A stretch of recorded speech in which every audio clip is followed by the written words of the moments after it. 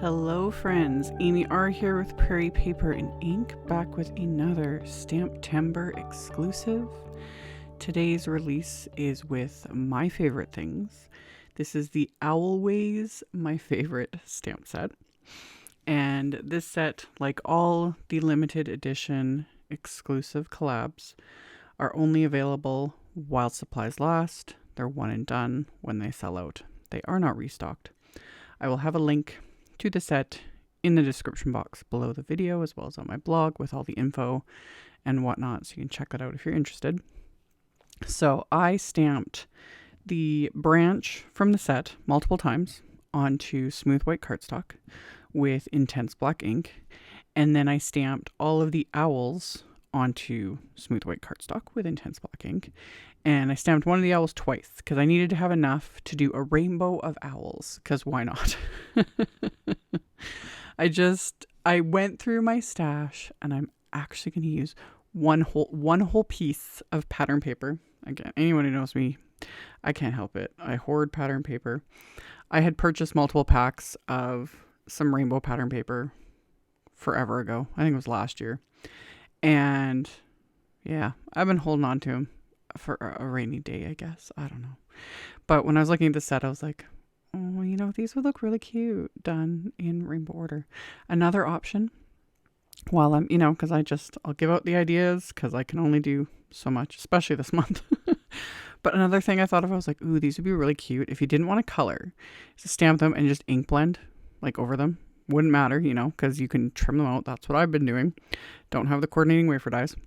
But ink blend over them, trim them out, and then stick little googly eyes to each of them, because obviously if you ink blended, unless you masked off their eyes, it would get covered.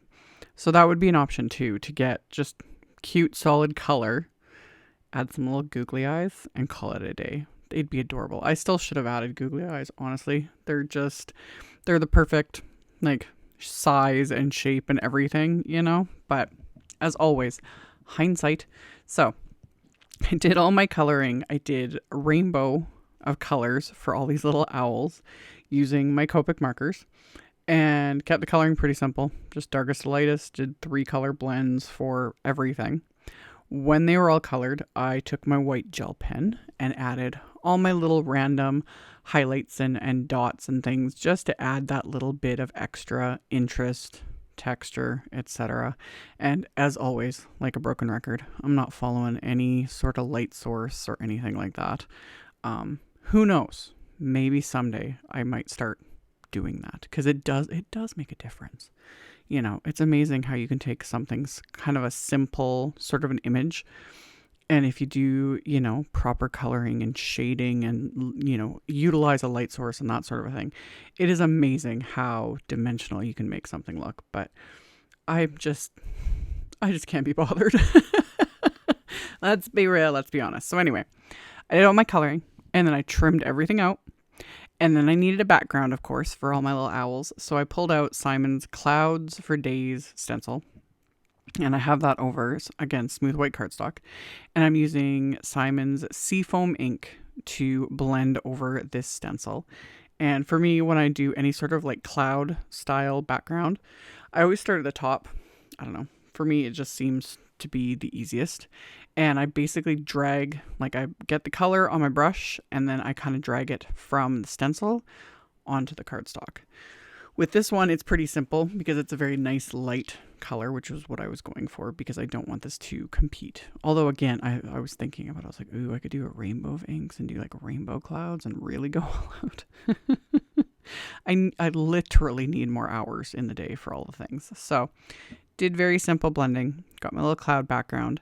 I pulled out my MISTI again, and I have the inside of my card base here, and I'm going to stamp the branch and just one of the owls with that same SEAFOAM ink, which always looks way lighter on camera, but it's there.